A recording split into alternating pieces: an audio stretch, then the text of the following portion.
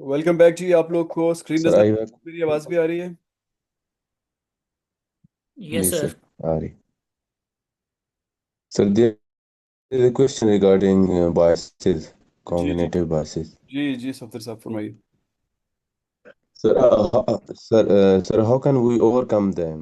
Or I mean, is there any way that it can be beneficial in RM? अच्छा देखें, overcome करने का सबसे आसान तरीका ये है कि उसको समझ लें कि एक बायस है। तो 80-90% लोग तो इसी तरह ओवरकम कर लेते हैं ना, कि जब उनको पता लग जाए कि ये एक बायस है तो उसके अगेंस्ट गार्ड करते हैं वो। लेकिन इसका एक फॉर्मल तरीका है जिसको जिसको हम ये मैनेजमेंट की जुबान में कहते हैं कैलिब्रेशन सेशंस। बेसिकली आप करते क्या है कि ये एक स्टैंडर्ड तरीका है जो कि एचआर मैनेजमेंट में हम लोग जब परफॉर्मेंस मैनेजमेंट के या बैलेंस स्कोर कार्ड के सिस्टम्स बनाते हैं तो हम फिर सीनियर मैनेजमेंट को बिठा के तो उनसे एक सेट ऑफ क्वेश्चंस करते हैं, देखते हैं वो कितना ऑफ हैं, कितनी बायस हैं उनकी मुख्तलिफ चीज़ों में। उनको बताते हैं कि देखें आप इतने बायस हैं, फिर उनको मुख्तलिफ एक्सरसाइजेस कराते हैं जिससे वो उनकी बाइस कम हो जाती है। जैसे फॉर एग्जांपल मैं आपसे पूछूं कि मुझे बताएं कि इस्लामाबाद में, तो आप सब इस्लामाबाद में रहते हैं, तो मुझे बताएं इस्लामाबाद में रोड्स की टोटल लेंथ कितनी है। तो फर्ज करें आप कहते हैं कि इस्लामाबाद में रोड्स की टोटल लेंथ 15,000 किलोमीटर है। अब मैं सिर्फ किसी एक इंडिविजुअल की बात कर रहा हूँ, ठीक है? फर्ज करें सफदर आप हैं, तो एक्चुअल लेंथ 12 है। तो आप तकरीबन 3,000 की आप में पॉजिटिव बायस है, यानी अब आप इस चीज़ को 3,000 ऊपर कह रहे हैं।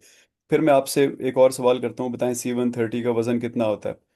आप कहते हैं 40,000 किलोग्राम होता है, 40 टन होता है। एक्चुअली फर्ज करें वो लोडेड शक्ल में 35 टन है, तो इसका मतलब है आप 5 ऊपर हैं। इस तरह करते करते बहुत से सवाल करके मैं मुझे आइडिया हो जाएगा कि आप हर चीज़ में थोड़ा ऊपर जा रहे हैं। तो फिर मैं आपको ये समझाऊंगा और फिर हम अगले सेशन शुरू करेंगे जिसमें आप कॉन्शियसली कोशिश करेंगे कि आप अपने आप को इतने परसेंट नीचे लेके आएं। और फिर हम आखिरी सेशन करेंगे जिसमें आप डेमोस्ट्रेट कर देंगे कि अब आपकी ये बाइस ख़त्म हो गई है। ये सिर्फ एक बाइस की बात हो रही है, इसी तरह मुख्तलिफ बाइसेस ख़त्म की जाती हैं। तो आपके सवाल का जवाब जनरली स्पीकिंग समझ आ जाए तो मसला वैसे ही हल हो जाता है। और जो क्रिटिकल मैनेजमेंट पोजीशन पे लोग होते हैं उनके लिए हम कैलिब्रेशन सेशंस करके उनकी बायसेस ख़त्म करते हैं। ठीक है जी। Right, sir. Thank you. अच्छा जी, आगे चलते हैं। सॉरी, ये कुछ और चीज़ें हैं जो आपके जहन में रहनी चाहिए जब आप ये सब्जेक्ट पढ़ रहे हैं। पहली टर्म है, ये साइंटिफिक अप्रोच की मुख्तलिफ टर्म्स हैं।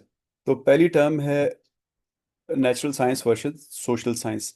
नेचुरल साइंस को आम जुबान में कह लें तो जो फिजिकल साइंसेज होती हैं, बायोलॉजी, केमिस्ट्री, फिजिक्स वगैरह, अ, इनमें इनकी ख़ास बात ये होती है कि इनमें नॉलेज ऑब्जेक्टिव होती है। जैसे फॉर एग्जांपल गर्मी जब होती है तो थर्मोस्टेट पे नज़र आ जाता है कि आज 40 डिग्री सेंटीग्रेड है। इसी तरह जब प्रेशर बढ़ता है तो पैरामीटर पे नज़र आ जाता है कि इतने PSI प्रेशर है, एंड सो ऑन। इसी तरह जब सेब गिरता है दरख्त से तो हमेशा नीचे की तरफ गिरता है, यानी ऑब्जेक्टिव एविडेंस है ये, सबको नजर आएगा। दूसरी तरफ सोशल साइंस होती है। सोशल साइंस ह्यूमंस के बारे में होती है।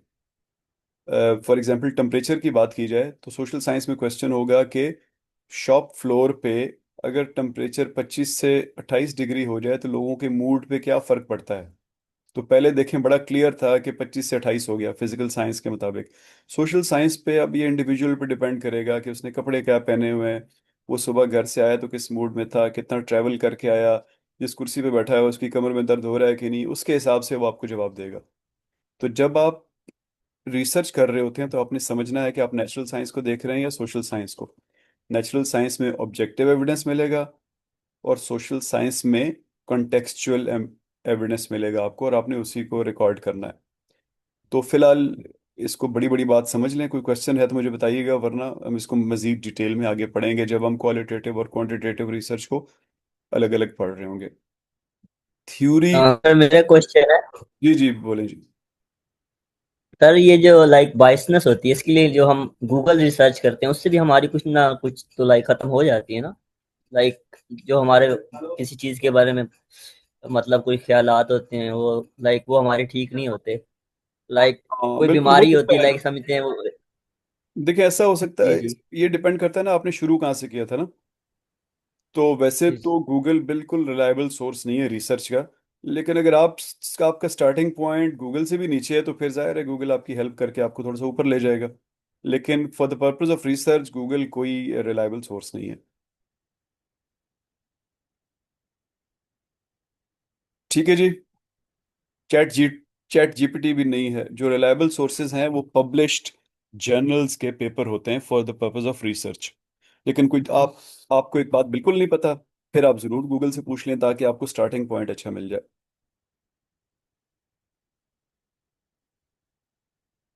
सही है जी हाशिर। चलें आगे। हाशिर आपने पूछा था। जी जी सर। जी जी। अच्छा लेट्स चलते, गो। आगे चलते हैं जी। थ्योरी का मैंने आपको बता दिया। थ्योरी बेसिकली एक एक लॉजिकल स्ट्रक्चर होता है, जैसे डार्विन की थ्योरी ऑफ एवोल्यूशन है। वो आपको बताता है कि देखें इंसान इवॉल्व हो रहे हैं।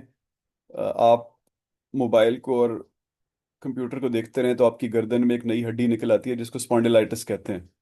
तो इसी तरह ओवर मिलियंस ऑफ ईयर्स इंसान इवॉल्व हुए हैं जानवरों से। तो उसने आपको एक लॉजिकल तरीके से समझाने की कोशिश कर दी। सोशल साइंस में भी आप इसी तरह एक लॉजिकल तरीके से बात कर सकते हैं कि देखें मैस्लोज हायरार्की ऑफ नीड एक थ्योरी है जो बेसिकली कहती है कि इंसान की ज़रूरियात पूरी करनी है तो सबसे पहले उसकी फिजिकल और सिक्योरिटी की ज़रूरियात पूरी करनी होती हैं।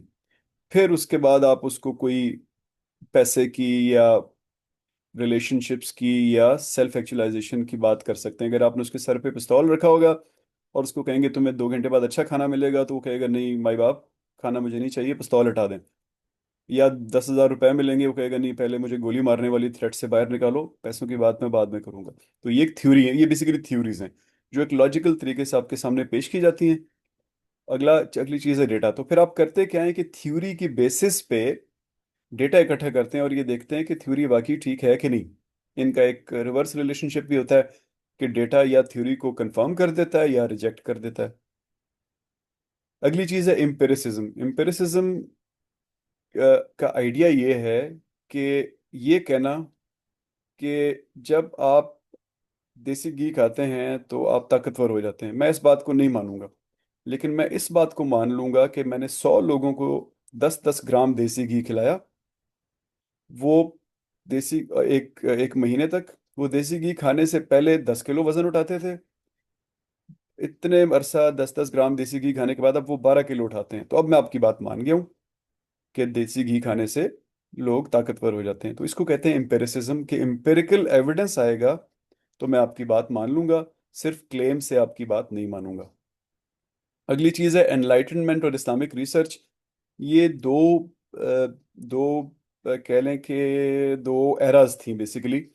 एक एनलाइटमेंट की एरा जो थी उसमें वेस्ट वाले एक साइंटिफिक अप्रोच इख्तियार करके तो वो साइंस में आगे निकल गए।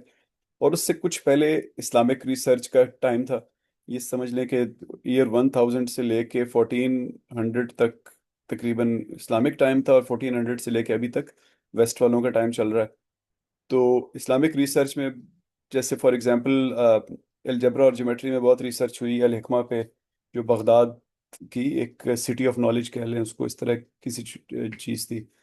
फिर ऑप्टिक्स में रिसर्च हुई इब्न अल हैथम वगैरह के ग्रुप में। फिर वो अली सीना या एविसीना जिनको कहते हैं, उन्होंने सर्जरी में बहुत रिसर्च की। और अभी तक आपके जो दोस्त बहन भाई मेडिसिन पढ़ रहे हैं उनको उनसे आप पूछें वो आपको बताएंगे कि अभी भी एविसीना की बुक जो है वो तमाम मेडिकल कॉलेजेस में पढ़ते हैं।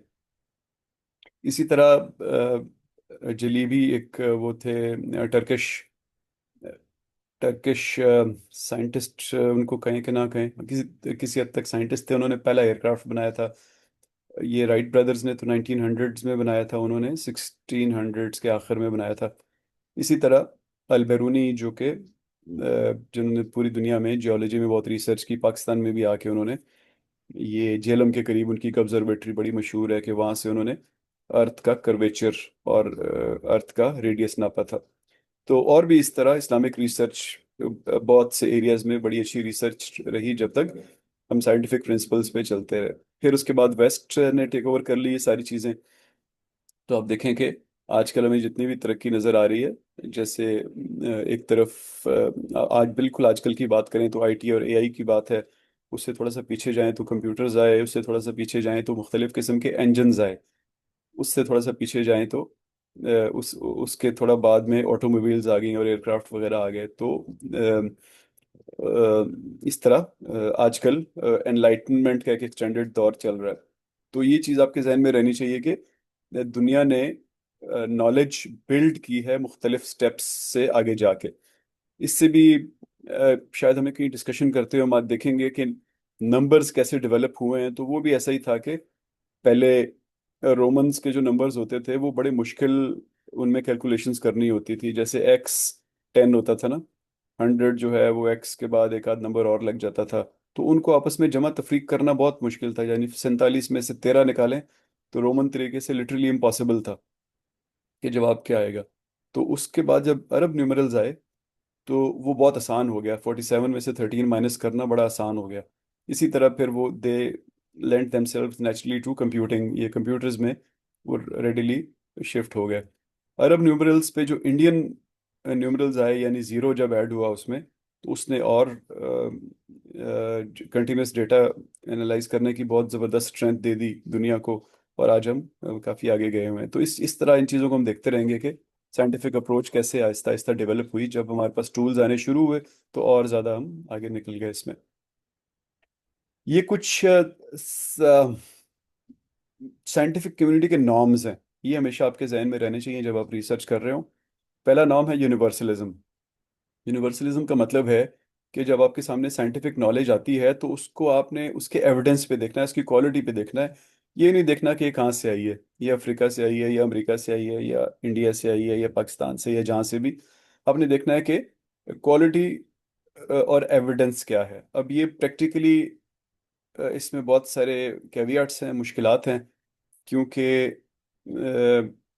जैसे मैंने आपको थोड़ी देर पहले बताया, एक जर्नल है वो कोशिश करता है कि वो वही चीज़ पब्लिश करे जिसपे उसी के जर्नल में पहले पब्लिकेशंस हो चुकी हैं, ताकि उसके इम्पैक्ट फैक्टर बढ़े, उसकी साइटेशंस बढ़ें।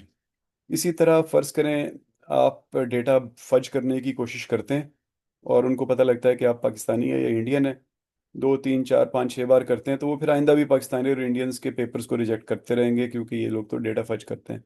तो यूनिवर्सलिज्म एक नॉर्म है, लेकिन इसमें चैलेंजेस हैं। तो उन चैलेंजेस को भी आपने ओवरकम करना होता है। दूसरी चीज़ है ऑर्गेनाइज्ड स्केप्टिसिज्म। इसका मतलब ये है कि जब भी आपके सामने कोई क्लेम करे, साइंटिफिक क्लेम, तो उसको आपने शक की निगाह से देखना है और उसको बार बार क्वेश्चन करना है, रेडिली एक्सेप्ट नहीं कर लेना। यानी आप ये इसको आम जुबान में कहें तो हम आगे पढ़ेंगे इसको डिटेल में, कि हमेशा नल हाइपोथेसिस को ट्रू समझना है। आपने एज साइंटिस्ट खुद भी, अगर आपको लगता है कि इस्लामाबाद की पुलिस वाले बदतमीज़ हैं, तो आपने कहना है, मैं स्टार्ट यहाँ से कर रहा हूँ कि बदतमीज़ नहीं है। इसको कहते हैं नल हाइपोथेसिस। आपने अपने ही दिमाग के क्लेम को स्केप्टिसिज्म में डाल दिया कि नहीं, मैं तुम्हारे ऊपर शक कर रहा हूँ, तुमने जो फैसला किया है वो गलत है, लेट्स गैदर एविडेंस। इस चीज़ को कहते हैं ऑर्गेनाइज स्केप्टिसिज्म। अगली चीज़ है डिसइंटरेस्टेडनेस। इसका मतलब ये होता है कि आपने कोई पर्सनल गेन या बायस की वजह से जवाब नहीं ढूंढना, बल्कि for the sake of truth, for the sake of seeking the reality ढूंढना है। ये भी बड़ा मुश्किल होता है, ज़ाहिर है आप तो थीसिस कर रहे हैं, तो थीसिस तो आपका गोल है ही है ना, या रिसर्च पेपर लिख रहे हैं वो तो गोल है ही है। तो इस सेंस में इंटरेस्ट तो आ ही जाता है।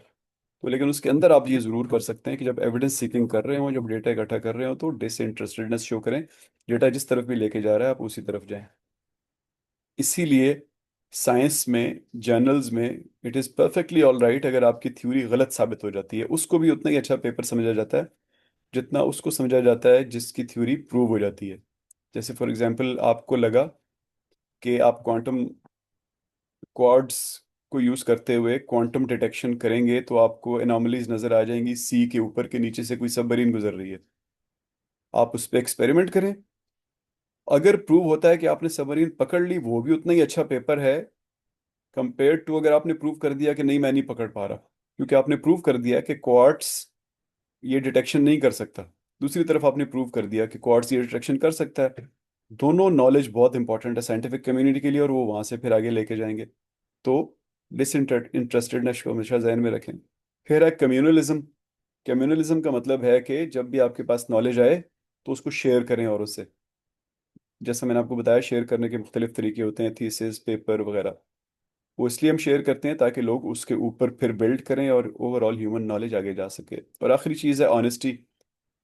ऑनेस्टी का मतलब है कि रिजल्ट्स को फैब्रिकेट नहीं करना, किसी को डिसीव करने की कोशिश नहीं करना, और जो आपको डेटा बता रहा है वही आपने रिपोर्ट करना है ट्रूथफुली।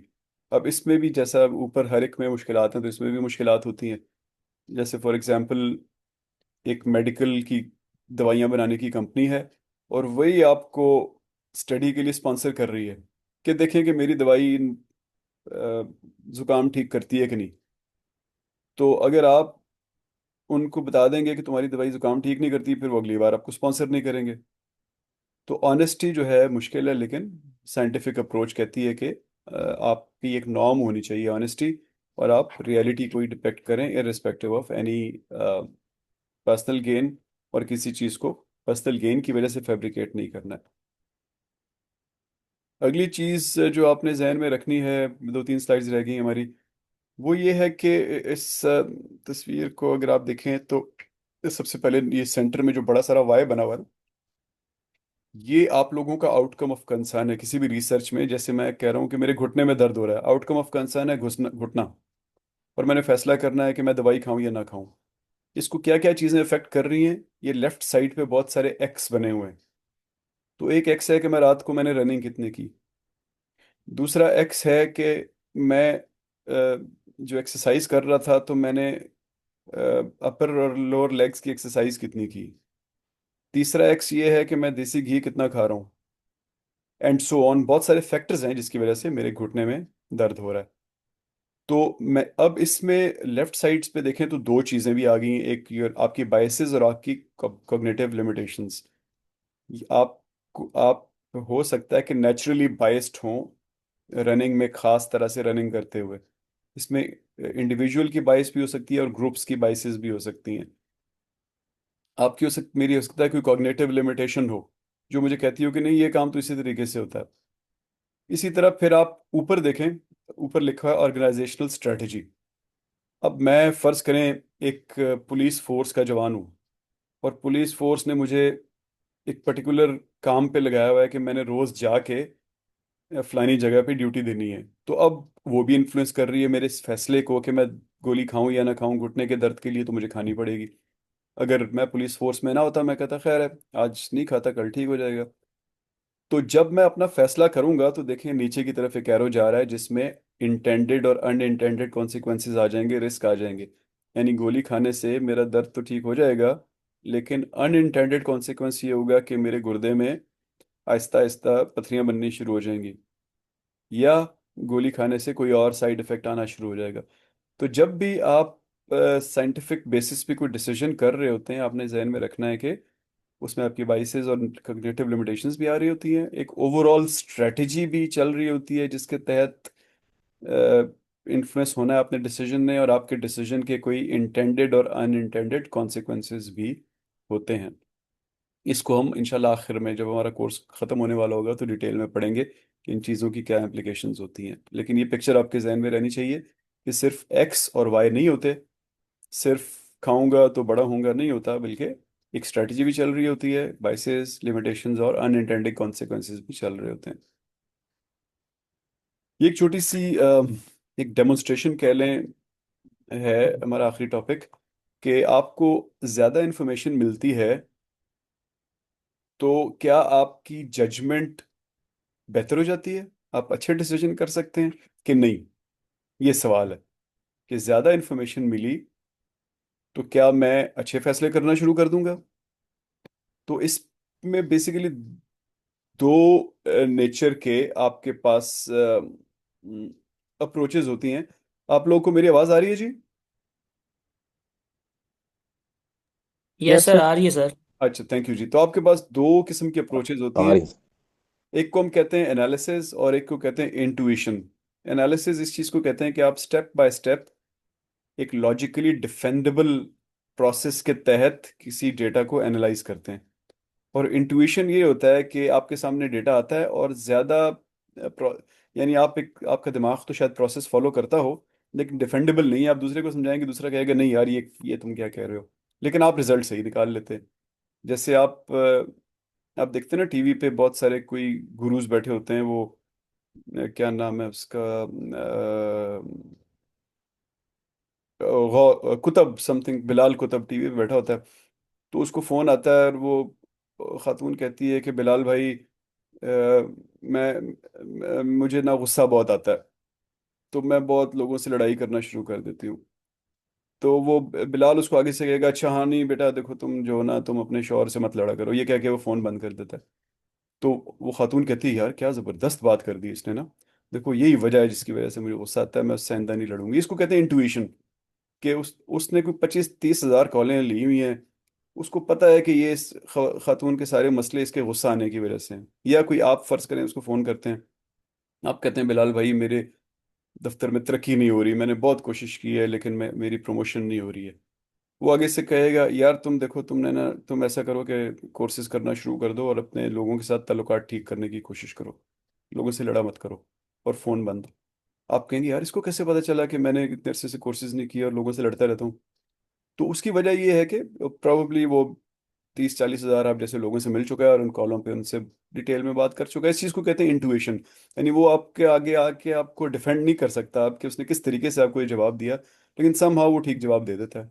एनालिसिस ये है कि वो आप सबका डेटा इकट्ठा करे, उसमें बताया कि 25% लोग ऐसे थे, 20% ऐसे थे, इनकी ये इन्वायरमेंट थी, इनकी ये इन्वायरमेंट थी, तो आखिर में मैंने रिजल्ट निकाला कि ये 3-4 काम आप करें तो आपकी तरक्की हो जाएगी, या आपको गुस्सा नहीं आएगा, या आपके शौहर से लड़ाई, बीवी से लड़ाई नहीं होगी।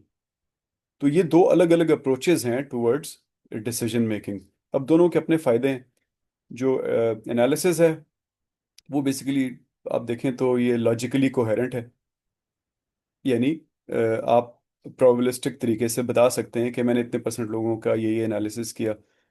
इसमें प्रिसिजन भी है और रिलायबिलिटी भी है, क्योंकि एग्जैक्टली आप बता रहे हैं कि इतने परसेंट लोगों ने ये कहा, इतने लोगों ने ये कहा, और इस पे कंट्रोल भी है। कंट्रोल का मतलब है कि आप किसी के सामने बड़ा क्लियरली डिफेंड कर सकते हैं इसको। इसका डिसएडवांटेज क्या है कि हमेशा डेटा अवेलेबल नहीं होता है। अब आप इस तरह की चीज़ का जवाब देना चाहते हैं तो पहले 40,000 लोगों का डेटा इकट्ठा करना पड़ेगा, इतने आराम से तो नहीं होता। और दूसरा ये है कि कैटास्ट्रोफिक एरर्स हो सकते हैं। ऐसा हो सकता है कि आपका ये फॉर्मूला किसी एक जगह पे काम ना करे, कोई एक बंदा हो और वो बेचारा बदतमीजी भी ना करता हो, वो लोगों के साथ बिहेव भी अच्छा करता हो, वो कोर्स भी करता हो, फिर भी उसकी तरक्की नहीं हो रही। या कोई खातून है वो नहायत तमीज़दार है, घर पे बहुत अच्छा काम करती है, रिश्तेदारों से बहुत अच्छा रहती है, लेकिन फिर भी उसका शौहर बदतमीज़ है और उसके साथ अच्छा नहीं हो रहा है। तो कैटास्ट्रॉफिक एरर्स इसमें होते रहते हैं। जो इंट्यूशन है उसका फ़ायदा क्या है कि इंट्यूशन तो हमेशा अवेलेबल है ना, तो कहीं लगाना है ना तो लगा देंगे, ना डेटा इकट्ठा करना है ना कोई एनालिसिस करना है। फिर इसको आप बहुत क्विकली अप्लाई कर सकते हैं, उधर से सवाल आया इधर से जवाब। और robust with respect to missing information. यानी कोई आपके बारे में मुझे कुछ भी नहीं पता ना, मैंने आपसे ना ये पूछा आप किस शहर से हैं, यानी बिलाल कुतुब ने आपसे ये भी नहीं पूछा किस शहर से हो, उम्र कितनी है, तो वगैरह वगैरह, और जवाब दे दिया। डिसएडवांटेज क्या है कि इट्स अ पूरली कंट्रोल्ड प्रोसेस। अब वो 2-4 लोग खुश हो जाएंगे, 2-4 नहीं भी खुश होंगे। रिलायबल नहीं है, क्योंकि कुछ लोग नहीं भी खुश होंगे, और कोहेरेंस इसके अंदर नहीं है। यानी आप बता नहीं सकते कि कितने परसेंट लोगों ने क्या इस पे इम्प्लाई हुआ। तो ये दोनों चीज़ें, इनमें एसेंशियली कौन सी ठीक है कौन सी नहीं, फिलहाल मेरे पास इसका जवाब नहीं है, किसी के पास भी जवाब नहीं है। लेकिन मैं आपको एक छोटी सी एग्जांपल बताता हूँ जिससे आपको आइडिया होगा कि इसकी एप्लीकेशन कैसे होती है। ये एक हार्ट पेशेंट्स की ट्रियाज का केस है। कि ट्रियाज का मतलब होता है कि जब आपके पास कोई पेशेंट आता है तो आपने फैसला करना होता है कि इसको अस्पताल में जमा करें या इसको घर वापस भेज दें ना। तो लोग आते रहे और उन्होंने कहा कि हमारे चेस्ट में दर्द हो रहा है। तो डॉक्टरों ने या सॉफ्टवेयर ने फैसला करना था कि इसको घर भेज दें या इसको अस्पताल में जमा कर लें। जो पहला पेशेंट आता था उसको डॉक्टर के पास भेज देते थे, दूसरे को सॉफ्टवेयर के आगे बिठा देते थे, तीसरे को डॉक्टर, चौथा सॉफ्टवेयर, यानी ऑल्टरनेट करते थे। और इसमें ये 3 अस्पतालों ने किया था। दुनिया के बेस्ट 3 हार्ट हॉस्पिटल्स हैं, मेयो क्लिनिक और टेक्सास हार्ट इंस्टीट्यूट, और एक और है कोई न्यूयॉर्क हॉस्पिटल। तो इनके पास इंफॉर्मेशन क्या अवेलेबल थी? इंफॉर्मेशन ये अवेलेबल थी, फैमिली हिस्ट्री, इसके वालिद को वालदा को प्रॉब्लम है कि नहीं, मेडिकल हिस्ट्री, इसको डायबिटीज़ है कि नहीं, पहले से हार्ट डिजीज़ है या नहीं, ECG, blood pressure, fever, pulse, weight, lungs, बहुत कुछ था। और ये सारी की सारी चीज़ें डॉक्टर को अवेलेबल थी, उसके सामने ये सारा डेटा था। जो आपका सॉफ्टवेयर था, ये स्टैटिस्टिकल मॉडल था, उसको चार इन्फॉर्मेशन दी आपने। एक सिस्टोलिक ब्लड प्रेशर यानी ऊपर वाला ब्लड प्रेशर, फिर ईसीजी के चार पैरामीटर, फिर स्टेथोस्कोप से जो आवाज़ सुनते हैं, sound of fluid in lungs, और आखिर में चेस्ट पेन हो रहा है कि नहीं हो रहा। तो डॉक्टरों के पास बहुत सारी इन्फॉर्मेशन, डॉक्टर दुनिया के बेस्ट डॉक्टर, सॉफ्टवेयर के पास छोटी सी इन्फॉर्मेशन, और ये चारों इन्फॉर्मेशन थी उसके पास। तो किसने सही जवाब दिया? किसने पेशेंट्स को सही जमा किया, अगर अस्पताल में जमा किया, और सही घर भेजा अगर भेजा? तो ये इसका जवाब आपके सामने यहाँ पे लिखा हुआ है कि डॉक्टरों ने वो पेशेंट्स जिनके पास, जो वाकई बीमार थे, उनमें से 89% को पकड़ लिया और उनको अस्पताल में जमा कर दिया। जिसका मतलब है कि 11% बीमार लोगों को उन्होंने वापस भेज दिया। जो सॉफ्टवेयर था, उसने 94% लोगों को सही पकड़ लिया और 6% को वापस भेज दिया जो बीमार थे। एक्चुअली 94% बीमार को सही पकड़ लिया, वो 6% को वापस भेज दिया। अब टोटल जो जितने उन्होंने हॉस्पिटलाइज किए, टोटल जितने हॉस्पिटलाइज किए, उनमें से एक्चुअली कितने परसेंट को कॉम्प्लिकेशंस थी? तो डॉक्टरों ने जितनों को किया वो 29% एक्चुअली बीमार थे, 31% एक्चुअली बीमार नहीं थे। और सॉफ्टवेयर ने जिसको किया वो 36% एक्चुअली बीमार थे और बाकी 64 बीमार नहीं थे। तो आप देखें तो इसमें सॉफ्टवेयर थोड़ा सा इसने बेहतर परफॉर्म किया। और बेसिकली सॉफ्टवेयर जो है वो एनालिसिस कर रहा था, और जो डॉक्टर्स थे वो इंटुइशन इस्तेमाल कर रहे थे। तो हम यानी कि कंक्लूसिवली नहीं कह सकते कि इनमें से कौन सा ठीक है और कौन सा गलत है, क्योंकि ये मार्जिन्स बहुत कम है। और ऑब्वियसली वो एक पर्टिकुलर एरिया में अमेरिका में रिसर्च हुई है और हम उसको पूरी दुनिया पे भी अप्लाई नहीं कर सकते। तो लेकिन आइडिया था आपको ये बताना कि रिसर्च में इंटुइशन भी बड़ी इंपॉर्टेंट होती है और एनालिसिस भी बहुत इंपॉर्टेंट होता है, और सर कॉन्टेक्सचुअली आपको देखना इंट्यूशन होता को है। हम लोग एक्सपीरियंस बेस भी ले सकते हैं, वो कह सकते हैं हम लोग। मैंने पीछे आपको बताया था कि इंट्यूशन का सही रिजल्ट निकले तो एक्सपीरियंस की बेस पे निकलता है। ये रिलेशनशिप है। यानी वो ऐसा बंदा जो जी 40-50 साल बाद इंट्यूशन कर रहा है तो वो ठीक है, आपने नहीं करनी, ठीक है जी। तो दैट इज इट। ये मैंने जो आपसे बात करनी थी इतनी है। तो आप लोगों का कोई सवाल है तो मुझे बताएं।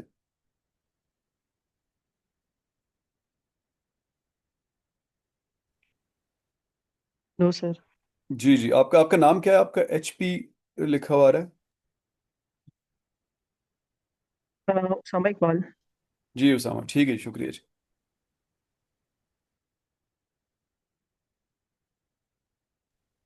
तो आप लोग के कोई सवाल नहीं है तो फिर हमें कुछ um, इफ्तिखार, जी जी सर सर बोले। प्रोजेक्ट के बारे में जी पूछना था। अ- जी इफ्तिखार बोलिए जी। जी अस्सलाम वालेकुम सर। जी वालेकुम जी सॉरी सर, मैंने जो है ना 15 मिनट लेट ज्वाइन किया था, तो अगर आपने शुरू में कोई प्रोजेक्ट या किसी उसकी बात की है तो और माइंड ना करें तो दोहरा दें, या मैं इसकी रिकॉर्डिंग देख लूंगा अगर जो आप बेहतर समझते हैं। हाँ, मैं आप रिकॉर्डिंग देख लीजिएगा, मुझे खुद नहीं याद मैंने क्या बात की थी। जी आप सफदर, आप कुछ पूछ रहे थे?